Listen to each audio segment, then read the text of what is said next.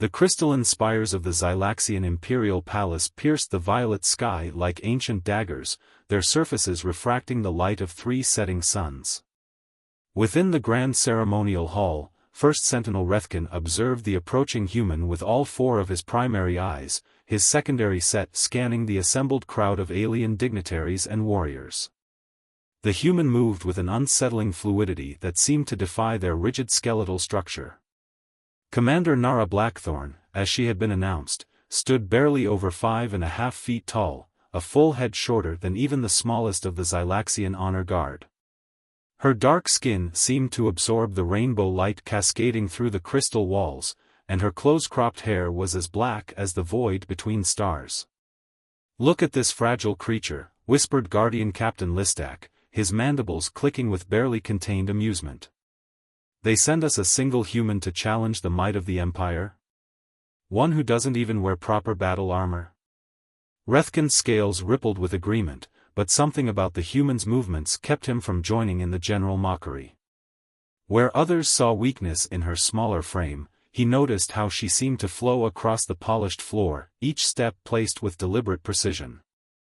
Her simple black combat suit, lacking the ceremonial flourishes of Xylaxian warrior garb, seemed to shift and blur at the edges of his vision. "I heard tales of this one," murmured Third Sentinel Vexus, her crystal-enhanced voice pitched low. "They call her the Void Walker. Some say she infiltrated the Forbidden Archives on Nexus Prime, walked right through our most advanced security systems." "Impossible," Listak scoffed, his cybernetic eye whirring as it focused on the human. "Our systems would detect any cloaking technology. These are merely stories to frighten hatchlings." The human stopped at the precisely designated spot before the Sunfire Throne, where Emperor Kaizath lounged in his biomechanical splendor.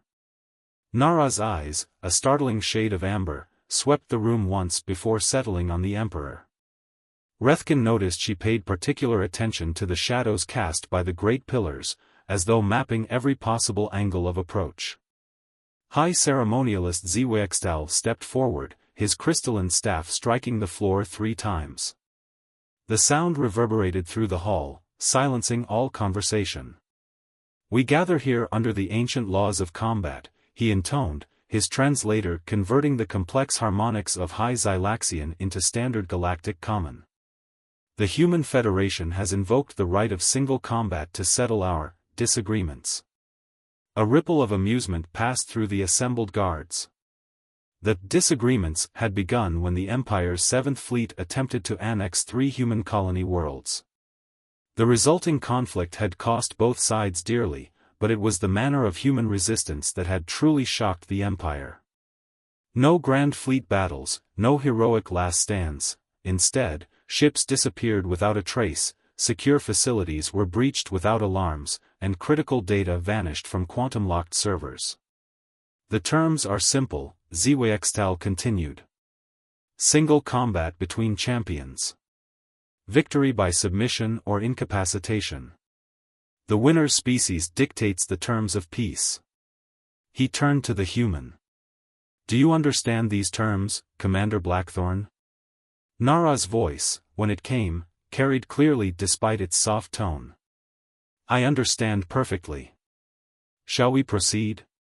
From the shadows near the throne emerged the Empire's champion, Krivix the Undefeated, nearly 8 feet of cybernetically enhanced warrior.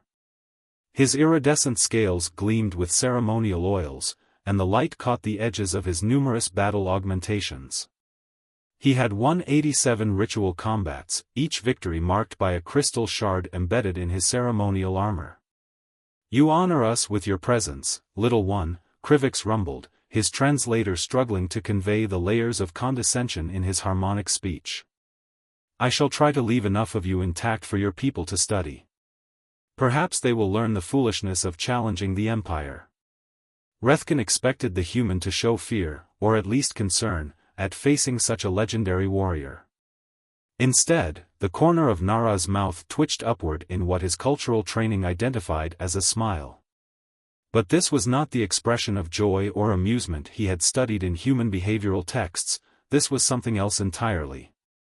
"I have only one question before we begin," Nara said, her voice still carrying that unsettling calm. Your augmentations, are they the newest models? The ones with the quantum-linked neural processors? Krivix's mandibles flared with pride. Indeed. The finest technological achievements of the Empire, linked directly to my combat cortex. Why do you ask? Oh, Nara replied, that predator's smile growing slightly wider, I just like to know what I'm about to break. The ceremonial gong sounded, its deep resonance setting the crystal walls humming, and Rethken realized with a start that the human's hand had never once strayed toward her weapons. She simply stood there, waiting, as though the coming battle was merely a formality to be observed. It was at that moment that First Sentinel Rethken felt the first stirring of doubt in his armored thorax. Perhaps, he thought, they had all misunderstood something fundamental about these humans. Perhaps the stories of ghost-like warriors and impossible feats weren't exaggerations after all. The gong's final echo faded, and the combat began. Krivix moved with devastating speed, his augmented frame launching across the ceremonial circle in a blur of gleaming scales and flexing metal. The assembled guards leaned forward, eager to witness their champion's first strike, a strike that somehow failed to connect as Nara simply wasn't there anymore. The human had shifted aside with minimal movement, her body angling just enough for Krivix's attack to miss by millimeters. First Sentinel Rethken's secondary eyes tracked a drop of sweat rolling down her temple, the only visible sign of exertion. Fascinating, Nara commented, her voice carrying the same conversational tone one might use to discuss the weather. Your targeting systems are actually slower than natural reflexes. Did no one test for that? Krivix's mandibles clacked in irritation as he spun, his augmented limbs recalibrating. You cannot dodge forever, little human. Each movement costs you precious energy, while my systems can maintain peak performance indefinitely. The champion's next series of strikes came in a dazzling sequence, plasma-enhanced claws slicing through the air, monomolecular blades extending from his forearms, each attack flowing into the next with machine-perfect precision. The watching crowd murmured in appreciation of the display. Yet somehow, Nara continued to avoid each strike with an economy of motion that seemed to defy physics. She moved like water around stones, never quite where Krivix's attacks predicted she should be. Guardian Captain Listak's cybernetic eye whirred as it struggled to track her movements. Impossible, he muttered. The targeting systems are showing multiple potential positions. How is she interfering with the readings? Rethken noticed something else. The human was gradually closing the distance between herself and Krivix, despite appearing to retreat.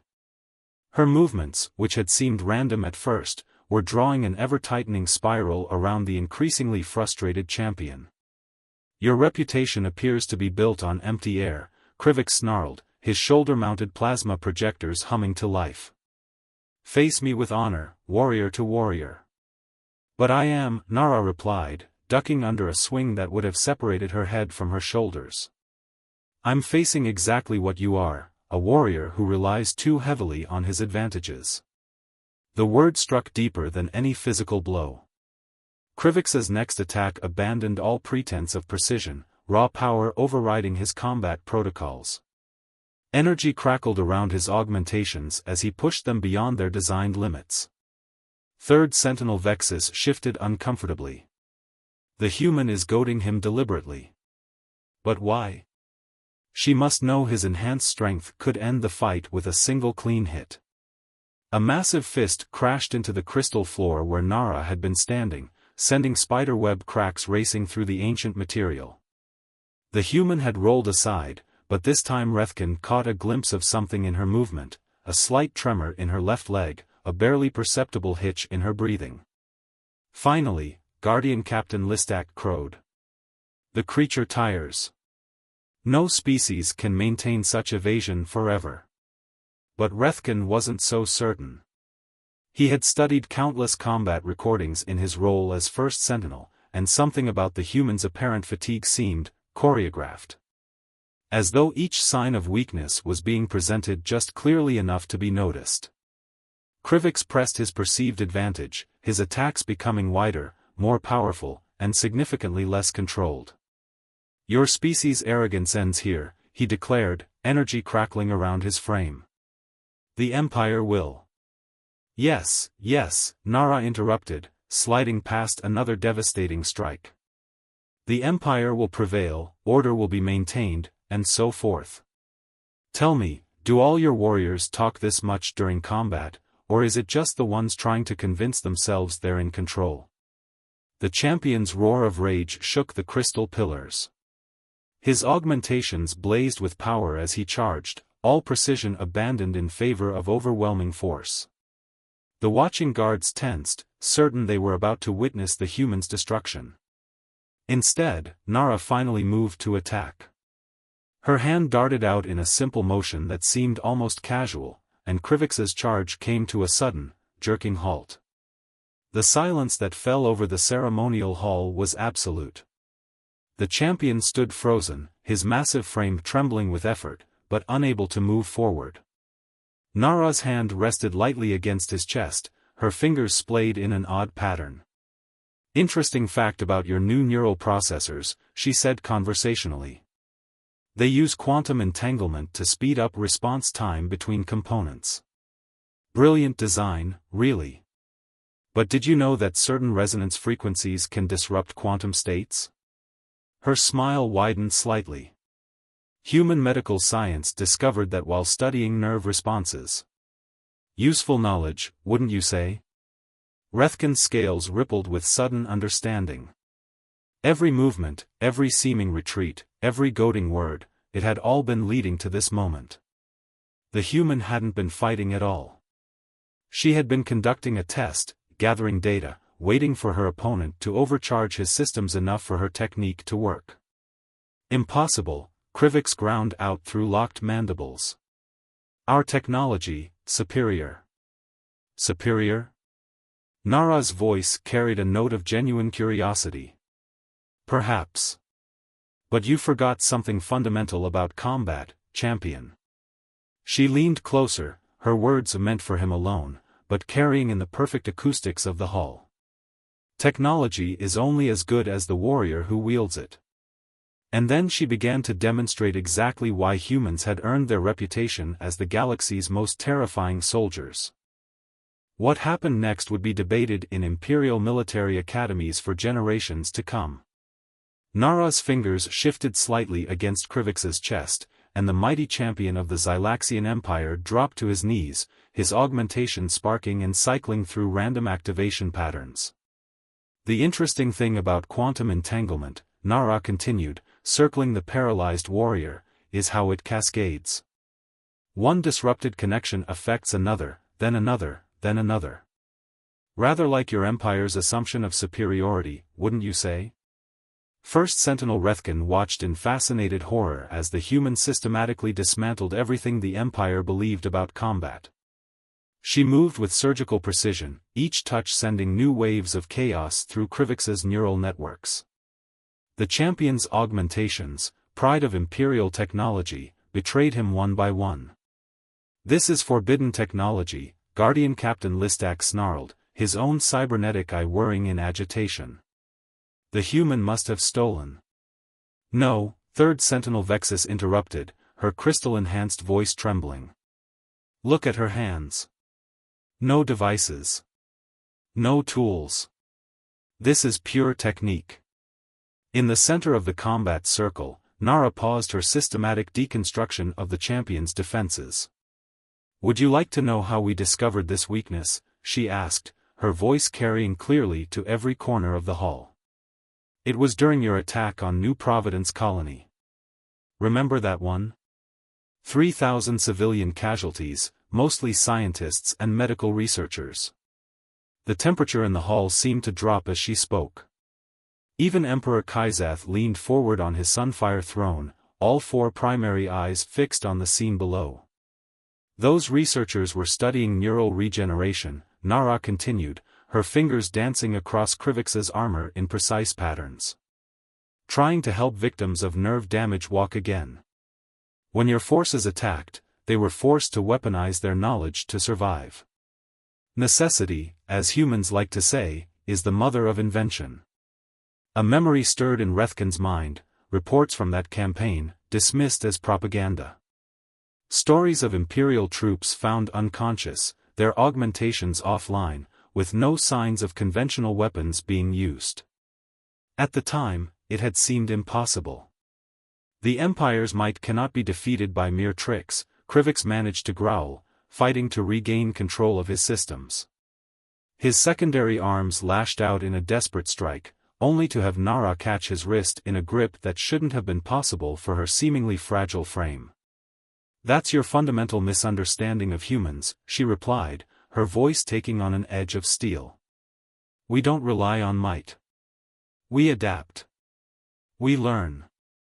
And most importantly, her fingers pressed into specific points on his armor, and Krivix's eyes widened in genuine fear as his primary power core began to cycle down. "We remember." The assembled guards watched in stunned silence as their champion's supposedly invincible combat systems shut down one by one. Nara's movements had become almost hypnotic, a deadly dance that turned the Empire's most advanced technology against itself. 3 months ago, she continued, her voice now carrying a weight of contained fury, your forces attacked a human medical transport. The captain surrendered immediately, followed all Imperial protocols. Your commander executed the medical staff anyway, claiming they might have been carrying dangerous knowledge. High ceremonialist Zwextal stepped forward, his crystalline staff trembling slightly. The Empire acts to maintain order. The Empire acts out of fear, Nara cut him off, her amber eyes blazing. Fear of what humanity represents. We don't have your natural armor, your redundant organs, your centuries of technological advancement. So we compensate. We observe. We turn your own strength against you. As if to demonstrate, she pressed 3 points on Krivix's neck in rapid succession. The champion's secondary arms went limp, neural connections temporarily severed by precisely applied pressure. "Would you like to know what truly terrifies your Empire about humans?" she asked, though her words seemed directed at the watching crowd rather than her opponent. "It's not our weapons, or our ships, or even our ability to bypass your most advanced security. It's the fact that we learn from every encounter. Every victory you achieve teaches us new ways to defeat you. Every technology you use against us becomes a tool in our arsenal." Rethkin felt his scales ripple with unease as the truth of her words sank in. The Empire had faced many species in its long history of expansion. Some fought with superior technology, others with overwhelming numbers or unique biological advantages. But humans were different. They didn't just fight, they evolved their tactics with each encounter, turning defeats into opportunities for advancement. "You attacked our medical researchers," Nara said, her voice dropping to a dangerous whisper, "so we learned to turn the human body itself into a weapon. You relied on technological superiority, so we learned to defeat you with knowledge rather than force. Every cruelty, every dismissal of human potential, every assumption of imperial supremacy has led to this moment." With a final series of precise strikes, she stepped back from Krivix. The champion of the Empire remained on his knees, his mighty frame locked in position by his own malfunctioning augmentations, his eyes wide with the dawning realization of what humanity truly represented. "The combat continues," Nara announced, her voice ringing with authority. "Unless, of course, the champion of the Empire wishes to submit?" And in the watching crowd, First Sentinel Rethkin realized with crystal clarity that this demonstration had never been about winning a single combat. It was a message to the entire Empire, one written in the language of humiliation and delivered with surgical precision. The real question was whether the Empire would heed that message, or if pride would demand an even costlier lesson. In the crystalline silence of the Great Hall, Krivix made his decision. With a roar that shook dust from the ancient rafters, the champion forced himself to his feet, overriding his malfunctioning systems through sheer will. Energy crackled across his frame as he pushed his augmentations far beyond their safety limits. "I will not submit," he snarled, his voice distorted by failing translation circuits. The Empire does not bow to lesser beings. First Sentinel Rethkin noticed something curious in that moment, the human's expression. Where there should have been fear at the champion's resurrection, or at least concern, Nara's face showed only a deep, almost sorrowful understanding. "And that," she said softly, "is exactly why you'll lose." Krivix charged, his movements jerky and unpredictable as damaged systems fought against each other. The watching crowd tensed, expecting the human to dodge as she had before. Instead, Nara stepped into the attack, her movements flowing like water around lightning. "Your augmentations are trying to shut down to prevent catastrophic failure," she explained, deflecting a wild swing with an almost gentle touch. "By forcing them to continue, you're causing cascade failures throughout your neural network. In about 30 seconds, your primary motor functions will begin to deteriorate." Silence. Krivix's secondary arms lashed out, plasma discharge sparking from failing regulators. "I will not be lectured by." 25 seconds now, Nara continued, moving inside his guard with that same fluid grace. "Your targeting systems are already showing signs of synaptic decay. Notice how your depth perception is starting to fluctuate?" Guardian Captain Listak leaned forward, his cybernetic eye whirring as it analyzed the combat. "Impossible. She's predicting system failures that even our engineers couldn't." "Because she caused them," Third Sentinel Vexus whispered, her crystal-enhanced voice vibrating with realization. "Everything since the combat began, every move, every word, it was all calculated to bring us to this moment." Rethkin watched as understanding spread through the assembled guards. The human hadn't just been fighting their champion, she had been demonstrating the fundamental flaw in the Empire's reliance on technological superiority. Each time Krivix pushed his systems harder, he accelerated their inevitable breakdown. 15 seconds, Nara announced, ducking under a plasma burst that went wide of its mark. "Your secondary motor cortex is beginning to show signs of stress. You should be feeling numbness in your extremities by now." The champion's roar turned to a growl of frustration as his movements became increasingly erratic. His mighty frame, once a perfect fusion of biology and technology, now worked against itself. Each attempted strike seemed to trigger new cascades of failure throughout his systems. 10 seconds. Visual processing is degrading. The light trails you're seeing? That's your optical augmentations trying to compensate for neural feedback loops. High Ceremonialist Zwextal took a step forward, his crystalline staff trembling. "This combat must continue," Emperor Kaizath spoke for the first time, his harmonics cutting through all other sound. "We will witness its conclusion." Nara nodded respectfully toward the throne, never taking her eyes off her opponent. 5 seconds, champion. Your primary motor functions are about to fail. I recommend you power down voluntarily before. Krivix lunged forward in one final, desperate attack. For a moment, it seemed as though sheer determination might overcome the laws of physics and biology. His claws, trailing sparks of malfunctioning energy, swept toward the human's throat. And then it happened. Just as Nara had predicted, the champion's systems reached their breaking point. His mighty frame locked up mid-strike, augmentations cycling through emergency shutdown procedures too late to prevent catastrophic failure. The pride of the Imperial military collapsed to his knees once more, but this time there would be no rising. "Do you understand now?" Nara asked, her voice carrying to every corner of the silent hall. "This isn't just about one combat, or one warrior. This is about the fundamental difference between your empire and humanity."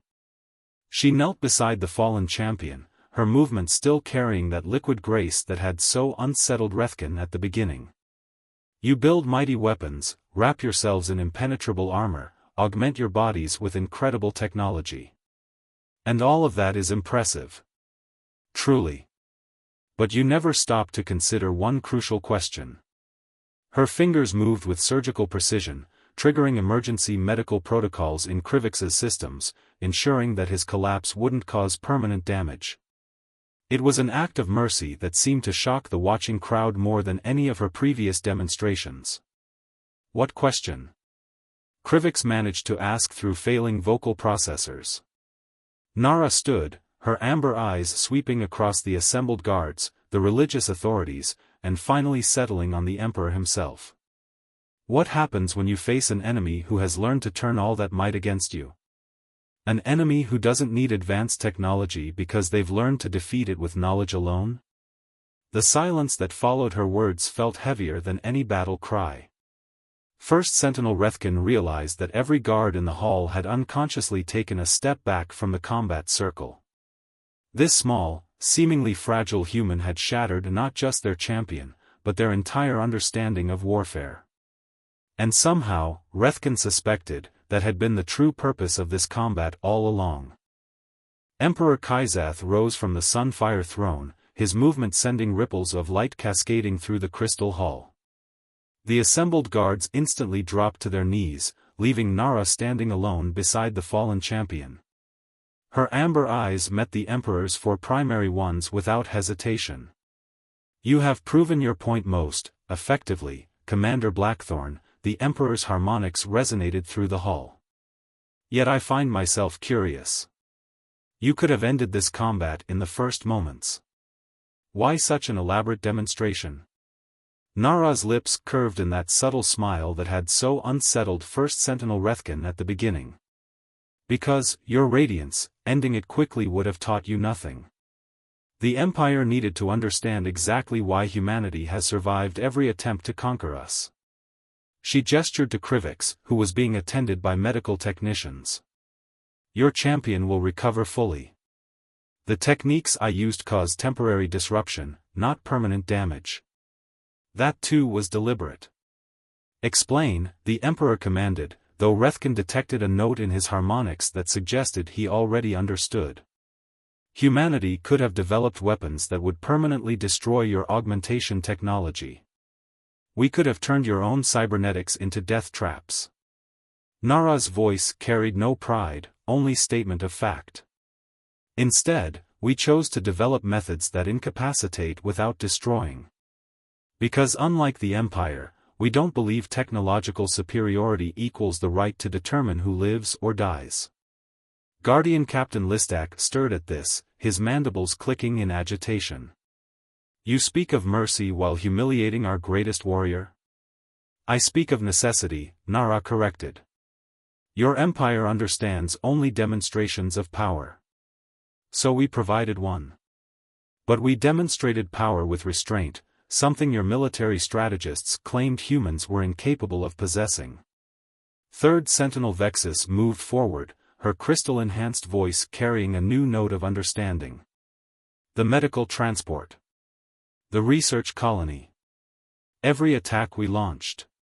Taught us more about you," Nara nodded. "While every victory made you more certain of your superiority. That certainty became your weakness. Your Empire has forgotten something crucial about evolution, about survival itself." The Emperor's secondary eyes narrowed. "And what would that be, human? That true strength lies not in being the most powerful, but in being the most adaptable." Nara turned in a slow circle, addressing the entire hall. "Humanity survived countless challenges on our home world not because we were the strongest, fastest, or most naturally gifted species. We survived because we learned. We observed. We adapted." Rethkin felt his scales ripple as the truth of her words sank in. Every report he had analyzed, every encounter with human forces, pointed to this fundamental difference. The Empire built bigger weapons, humans found ways to turn them aside. The Empire developed better defenses, humans discovered ways to bypass them entirely. Your terms, then? Emperor Kaizath's harmonics carried a weight of ancient authority. You have won this combat fairly, by our most sacred traditions. Nara straightened, her bearing somehow matching the Emperor's regal authority despite her smaller stature. Humanity proposes an exchange. Not of weapons or technology, but of knowledge. Your empire has much to teach us about the stars, about the peoples who dwell among them. And perhaps we have something to teach you as well. A murmur ran through the assembled crowd. This was not the demand for territory or resources that most had expected. The emperor's primary eyes blinked in sequence, a sign of deep consideration. You offer cooperation rather than demanding concessions? He asked. We offer a chance to evolve together rather than continue a conflict that will only lead to mutual destruction. Nara's voice softened. Your empire has stood for 10,000 years because it was willing to absorb the strengths of those it conquered. We're suggesting you remember that wisdom. High ceremonialist Zwextal stepped forward, his crystalline staff catching the light. The ancient texts speak of such alliances.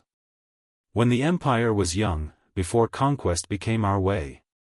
Then perhaps it is time we remembered those teachings, Emperor Kaizath declared.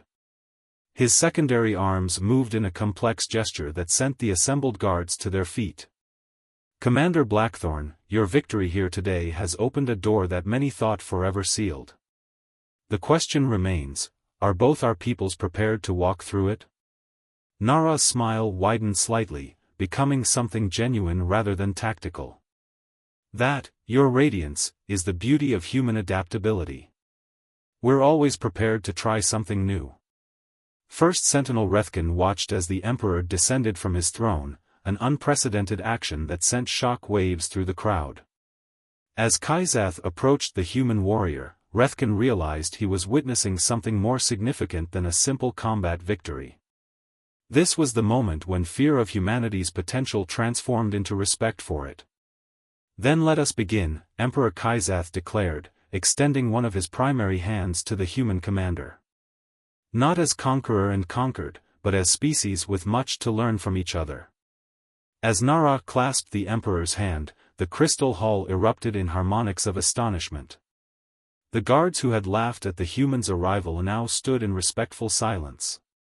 And somewhere in the shadows of the great pillars, First Sentinel Rethkin allowed himself to imagine a future where the Empire's strength was measured not by its ability to dominate, but by its willingness to adapt. The human had come to their sacred hall to teach them a lesson about power. She had left them with a lesson about wisdom instead. And that, perhaps, was the most human thing of all.